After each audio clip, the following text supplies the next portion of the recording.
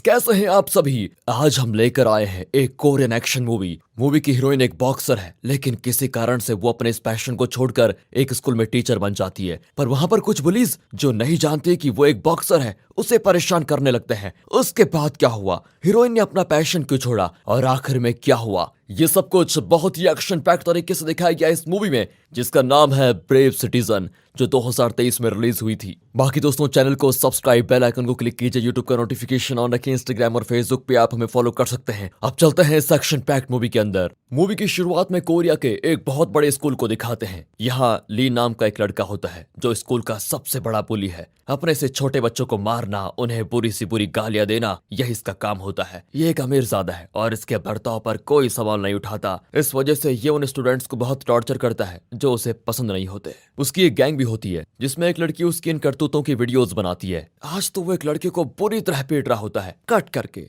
Movie की heroine Sheena को दिखाते हैं, जो इस स्कूल में एक कॉन्ट्रैक्ट टीचर के तौर पर ज्वाइन कर रही है। अब उसका इरादा यह है कि वो इस स्कूल में परमानेंट टीचर बन जाए, जिसकी वजह से वो स्टूडेंट्स और टीचर सबसे हंसकर बातें करती है, चाहे कोई कितना ही बुरा क्यों ना हो। जब वो रेस्टरूम में होती है तो दो टीचर्स वहां पर आती है और वो नहीं जानती कि शीना अंदर है। एक टीचर कहती है, लगता है शीना नहीं जानती कि उसकी जगह पर जो टीचर था वो कैसे मरा। अंदर से शीना ये सुनकर घबरा जाती है कि ये तो मुझे किसी ने बताया ही नहीं। फिर वो रिसेंट न्यूज चेक करती है तो पता चलता है उस टीचर को यहाँ के एक स्टूडेंट गैंग ने इतना टॉर्चर किया कि वो खुदकुशी करके मर गया। हे भगवान, मैं यहाँ कहाँ फंस गई। अब कहीं मेरा भी वही हाल ना हो जाए। ये सोचकर वो परेशान हो जाती है। फिर भी वो अपने चेहरे पर जरा भी डर नहीं दिखाना चाहती और एकदम नॉर्मल बिहेव करती है। तभी वो सीनियर टीचर शीना को समझाती है कि अगर तुम्हें यहाँ परमानेंट होना है, यहाँ जिंदा रहना है, तो ली नाम के उस लड़के के पास कभी भी मत जाना। ये कहकर वो शीना को ली की टॉर्चर वीडियोस दिखाती है। उसमें ली एक बुजुर्ग औरत को बुली कर रहा होता है तो उस बुजुर्ग का पोता, जिसका नाम रियान है, वो अपनी दादी को बचा लेता है।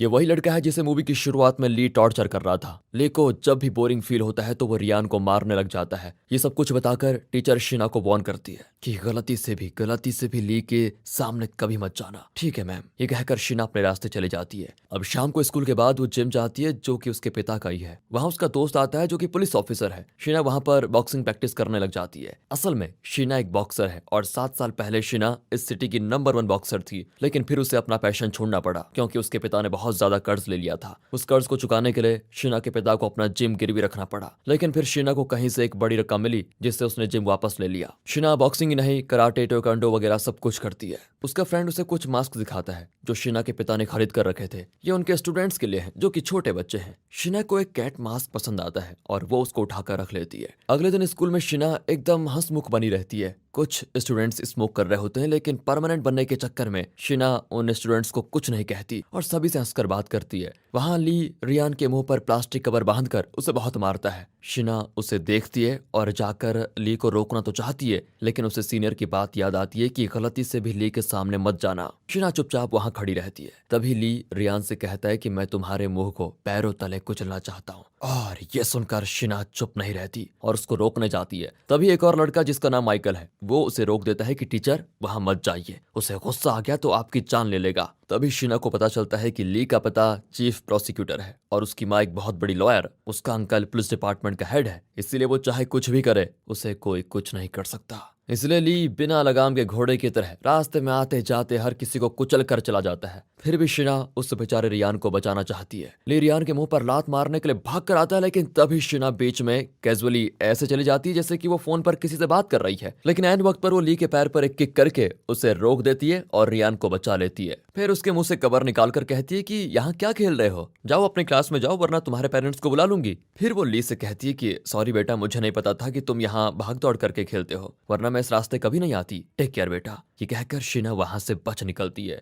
ली पूछता है कि भाई ये कौन है, तो उसके साथ ही बताते हैं कि ये उस टीचर की जगह पर आई है जिसे तुमने टॉर्चर करके खुदकुशी करने पर मजबूर किया था। ली उस लड़के को वार्न करता है कि आइंदा इसका जिक्र कभी मत करना। अब माइकल को दिखाते हैं जो फूड डिलीवरी बॉय का काम करता है। फ्री टाइम में वो बॉक्सिंग भी सीखता है, लेकिन थोड़ा डरपोक है। अगले दिन रियान शीना से विनती करता है कि प्लीज मैम, आप मुझे ली से बचा लीजिए, वो रोज मुझे मारता है, अगर आपने मुझे नहीं बचाया तो वो मुझे मार डालेगा। शीना कहती है कि तुम प्रिंसिपल से कंप्लेंट क्यों नहीं करते हैं। रियान भी कह देता है कि मैम, मैं तो प्रिंसिपल और पुलिस दोनों से कंप्लेंट कर चुका हूँ, लेकिन वो कहते हैं कि उसके खिलाफ कोई एविडेंस लेकर आओ फिर देखेंगे। प्रिंसिपल तो कहते हैं कि तुम चाहो तो दूसरे स्कूल में चले जाओ, लेकिन हम ली के खिलाफ कुछ नहीं कर सकते क्योंकि वो बहुत ही पावरफुल परिवार से बिलोंग करता है। अब मैं क्या करूं, आप ही बताइए। ये कहकर वो बेचारा बहुत रोता है। शिना रात भर सोचने लगती है कि इस सिचुएशन को कैसे हैंडल करूं। तभी फ्लैशबैक में दिखाते हैं कि 7 साल पहले शिना एक बॉक्सिंग फाइनल में हार गई। हालांकि वो आसानी से उसे जीत सकती थी। इस बात पर उसके पिता ने उसे बहुत ताने मारे कि इतना आसान मैच हारने वाले तुम मेरी बेटी नहीं हो सकती, मेरे लिए तो तुम उस बॉक्सिंग रिंग के अंदर ही मर चुकी हो। इन सभी बातों को सोचकर शिना च्युइंगम चबा रही होती है। अगले दिन वो स्कूल जाकर सीधा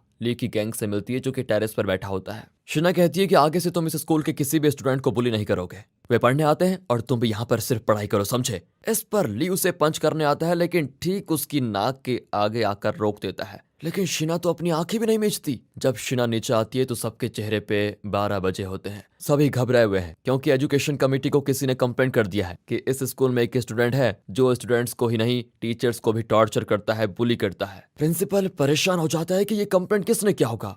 अब तो उस गधेली के पेरेंट्स भी आ जाएंगे, न जाने यहाँ क्या होने वाला है। वे सभी को धमकाते हैं कि वो कौन है जिसने मेरे बेटे के खिलाफ कंप्लेंट करने की हिम्मत आ गई। और जैसा प्रिंसिपल ने सोचा था, ली के पेरेंट्स आ जाते हैं। वो सबको धमकाते हैं कि कौन है वो जिसने मेरे बेटे के खिलाफ कंप्लेंट करने की हिम्मत की। ये दोनों पेरेंट्स कम और गैंगस्टर्स ज्यादा मालूम होते हैं। सभी गिड़गिड़ा रहे होते हैं। लेकिन तभी शीना आगे आकर कहती है कि मैंने कंप्लेंट किया था। इस पर वो शिना को मारते हैं, लेकिन इस पावरफुल फैमिली से लड़ने की हिम्मत शिना में नहीं होती और वो चुपचाप बैठी रहती है। ली प्रिंसिपल से पूछता है कि उस टीचर को आप अब क्या पनिशमेंट देने वाले हैं, जरा बताइए। प्रिंसिपल डर डर के कहता है कि बेटा तुम चिंता मत करो, मैंने उसे नौकरी से निकाल दिया है। ली कहता है कि आप कौन होते हैं उसे नौकरी से निकालने वाले। वो यहीं रहेगी और रोज मेरे हाथों टॉर्चर सहेगी। जब उसकी सहन शक्ति कम हो जाएगी तो वो भी पहले वाले टीचर की तरह खुदकुशी कर लेगी, तब मुझे मजा आएगा। प्रिंसिपल विनती करता है कि प्लीज बेटा ऐसे मत करो, उसे जाने दो, फिर वो तुम्हारे रास्ते में कभी नहीं आएगी। लेकिन ली की जिद के आगे उसकी एक नहीं चलती। यहाँ शिना परेशान हो जाती है कि अन्याय के खिलाफ वो कैसे फाइट करे। उसका पुलिस फ्रेंड कहता है कि देखो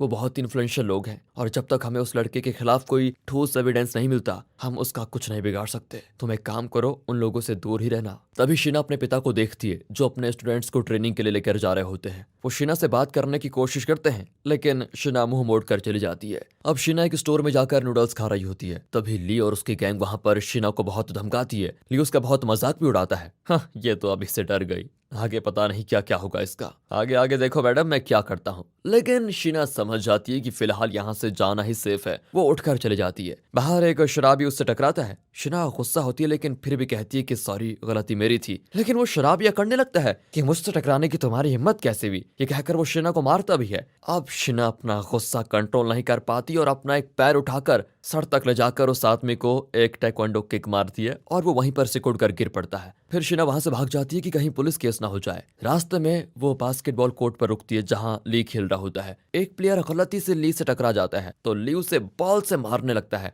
अब शीना डिसाइड करती है कि इस जंगली जानवर को मैं नहीं छोड़ूंगी। वो एक कैट मास्क पहन लेती है जो उसने अपने पिता के जिम से निकाल लिया था। वो तेजी से जाकर ली को अटैक करने लग जाती है। सभी चौंक जाते हैं कि ये कौन है। ली भी शीना पर अटैक करता है लेकिन शीना ठहरी मार्शल आर्ट एक्सपर्ट, वो हवा में उड़ उड़कर उसको मारने लग जाती है। तभी माइकल फूड डिलीवर करके आ रहा होता है और वो ली को मार खाते हुए देखकर वहीं रुक जाता है। यहाँ शीना तो ली को सांस लेने का भी टाइम नहीं देती और धनाधन पीट रही होती है। दोस्तों अगर आपको इस मूवी का ये एक्शन सीक्वेंस पसंद आया हो तो लाइक जरूर कीजिए। इतने में पुलिस वहां पर आती है तो शीना वहां से भाग जाती है। अगले दिन शीना स्कूल में बहुत ही खुश दिखती है कि चलो उस गधे ली को मैंने एक बार मार तो दिया। पूरे स्कूल में यही चर्चा होती है कि कैट मास्क वाले किसी आदमी ने ली को पीट दिया। अब सभी कैट बनकर ली को चिढ़ाने लग जाते हैं। ली बहुत ही गुस्सा होता है और ठान लेता है कि मैं उस कैट मास्क वाले का पता लगाकर उसकी जान ले लूंगा। फिर वो अपनी कार में तेजी से जा रहा होता है। अगर गुस्सा हो तुम तो हम कार में क्या कर रहे हैं, हमारा गुलाम है ना वो रियान, चलो उसे पीटते हैं।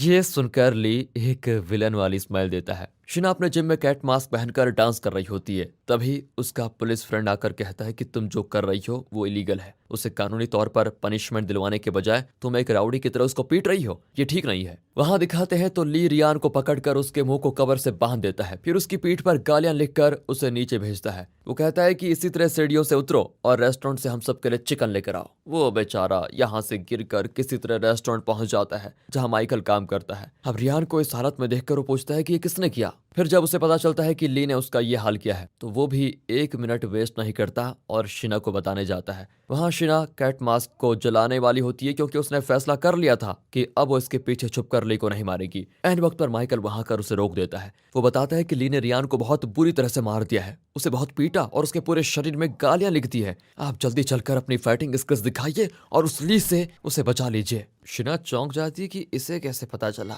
माइकल बताता है कि उस दिन बास्केटबॉल कोर्ट में मैंने ली को मार खाते देखा, मैंने ही पुलिस को भी कॉल किया था। जब आप वहां से भागी तो मैंने आपका पीछा किया और जब आपने अपना मास्क उतारा तो मैंने आपको देख लिया। अब शिना रियान को बचाने के लिए निकल पड़ती है। रियान अब रोज रोज की मारपीट से तंग आ चुका था। उसे खुद पे शर्म आती थी कि मैं कितने दिन उसका टॉर्चर सहता रहूंगा, अब या तो मैं जिंदा रहूंगा या वो। ये सोचकर वो एक चाकू उठाकर ली को मारने जाता है। दूसरी ओर ली अपने टॉर्चर वीडियोस को देखकर खुश होता है और वो लड़की जिसने ये वीडियोस लिए थे उसे वो शाबाशी देता है कि तुमने बहुत अच्छा शूट किया। फिर वो अपने फ्रेंड को कॉल करके कहता है कि मैं तुम्हें एक वीडियो भेज रहा हूँ, उसे जरा एडिट करो कि मेरा विक्टिम एकदम लहूलुहान हालत में दिखे। अब उस लड़की को भी ये सब कुछ ठीक नहीं लगता क्योंकि ली कुछ ज्यादा ही वायलेंट होने लग जाता है। वो उठकर चली जाती है। इसी बीच शिना मास्क पहनकर वहां पहुंचती है और उसे देखकर ली का गैंग जरा डर जाता है। पर ली खुद एक अच्छा फाइटर है और शिना से बहुत लड़ता भी है। इनकी घमासान लड़ाई के बीच वहां रियान चाकू लेकर पहुंच जाता है। वो ली को चाकू मारने वाला होता है कि शिना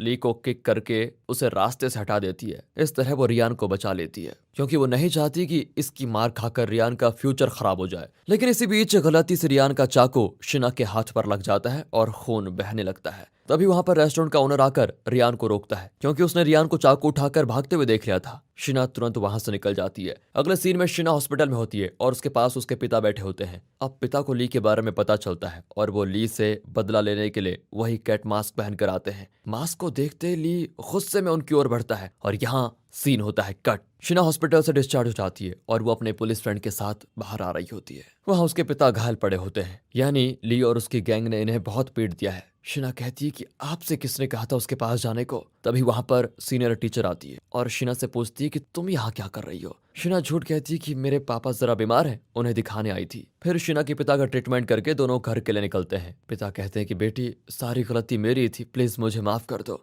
और अब फ्लैशबैक में दिखाते हैं कि शिना नेशनल बॉक्सिंग चैंपियनशिप के फाइनल राउंड में थी। शिना कोई भी पंच ठीक से नहीं करती और लगता है वो जानबूझकर मार खा रही है। दरअसल मैच के पहले एक आदमी ने शिना को बहुत सारे पैसे दिए और कहा कि मैं जानता हूं तुम्हारे सर पर कर्ज का पहाड़ है, तुम्हारा जिम भी गिरवी पड़ा हुआ है, राइट? मेरे पास इसका सोल्यूशन है, मैं तुम्हें एक बहुत बड़ी अमाउंट दूंगा, तुम्हें सिर्फ ये फाइनल मैच हारना है और कुछ नहीं। शिना के पास और कोई रास्ता नहीं था क्योंकि उसके पिता ने इतना कर्ज जो ले रखा था कि उसे चुकाना नामुमकिन था। इसलिए शिना जानबूझकर वो मैच हारी, वरना शिना तो नेशनल चैंपियन होती। शिना के पिता को बाद में पता चला कि उन्हीं के कर्ज को चुकाने के लिए शिना वो मैच हारी थी। बेटी मुझे माफ कर दो, ये कहकर वो रोने भी लगते हैं तो शिना को भी बहुत दुख होता है। अगले दिन ली और उसकी गैंग सभी का लेफ्ट हैंड चेक करते हैं। जिसके लेफ्ट हैंड में घाव हो उसी ने मुझे मारा था। वो सभी को चेक करते हैं लेकिन किसी के हाथ पर घाव नहीं होता। तभी ली शिना को देखता है जो फोन पर बात कर रही होती है। तभी एक आदमी उससे टकराने वाला होता है तो शिना अपना लेफ्ट हैंड बचाने के लिए एक फास्ट मूवमेंट करती है। ली को लगता है कि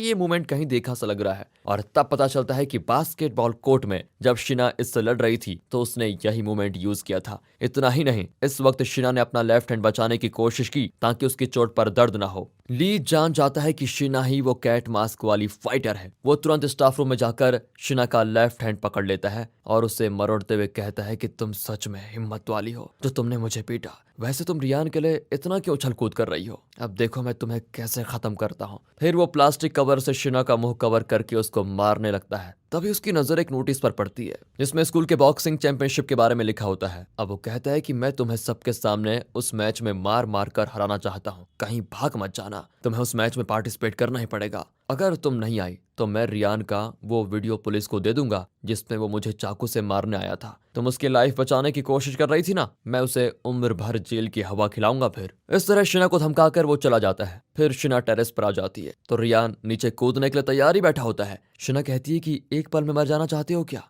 अपनी दादी के बारे में सोचा है, उनका क्या होगा? वो कितनी मेहनत करके तुम्हें पढ़ा रही है और तुम हो कि अपने प्रॉब्लम्स को खुद सॉल्व करने के बजाय खुदकुशी करने जा रहे हो। लाइफ को फेस करना सीखो, फेस करना, उसकी मुसीबतों से भागो मत। इस तरह वो रियान को बहुत मोटिवेट करती है और वो शांत होकर नीचे उतर जाता है। अपनी बेबसी को देखकर वो बहुत रोता है तो शिना उसे दिलासा देती है कि हम सब ठीक कर देंगे। ये कहकर शिना उसे गले लगा लेती है। आखिर मैच वाला दिन आ जाता है। माइकल सभी को कैट मास्क देकर कहता है कि सभी को कैट मास्क को ही सपोर्ट करना है। स्टूडेंट्स को भी कैट मास्क बहुत पसंद आता है क्योंकि उसने ली से लड़ाई की। मैच की शुरुआत में ली शिना की वीकनेस देखकर उसके लेफ्ट हैंड को टारगेट करता है। फाइट के दौरान शिना के बंदे में बाल खुल जाते हैं। सभी एकदम चौंक जाते हैं क्योंकि वो कैट मास्क को अभी तक एक लड़का समझ रहे थे। फिर शुरू होता है शिना का ऑफेंसिव। वो हवा में उड़कर ली को अटैक करती है। एक पॉइंट पर तो वो अपना कैट मास्क निकाल देती है। किसी को विश्वास ही नहीं होता कि कैट मास्क इनकी टीचर है। शिना की मूवमेंट्स का ली जवाब नहीं दे पाता और तभी शिना उसको एक फाइनल किक मारती है जिससे वो रिंग के बाहर ठीक रियान के पैरों पर। शिना भी बाहर आकर कहती है कि चुपचाप रियान से माफी मांगो वरना और पेटोगे। लेकिन वो माफी नहीं मांगता, पर अब सबके सामने उसकी बहुत बेइज्जती हो गई थी। शिना उसे और नहीं मारती। फिर शिना और रियान पुलिस स्टेशन में कंप्लेंट करने जाते हैं। अभी ली की गैंग की वो लड़की जो वीडियोस रिकॉर्ड करती थी वो कहती है कि ली ने जिन जिन को टॉर्चर किया था उन सबका वीडियोस मेरे पास है। ये कहकर वो पुलिस को एविडेंस दे देती है। अब इनका केस स्ट्रांग हो जाता है और ली के खिलाफ सॉलिड एविडेंस भी। फिर ली अरेस्ट हो जाता है। आखिर में शिना को दिखाते हैं जो अपने पिता के जिम में कई स्टूडेंट्स को बॉक्सिंग सिखा रही होती है और बहुत ही खुश है। इसी के साथ दोस्तों ये मूवी यहाँ पर खत्म होती है। तो कैसी लगी आपको ये मूवी? अगर अच्छी लगी हो तो लाइक कीजिए, चैनल को सब्सक्राइब। मिलते हैं ऐसी बेहतरीन मूवीज के साथ।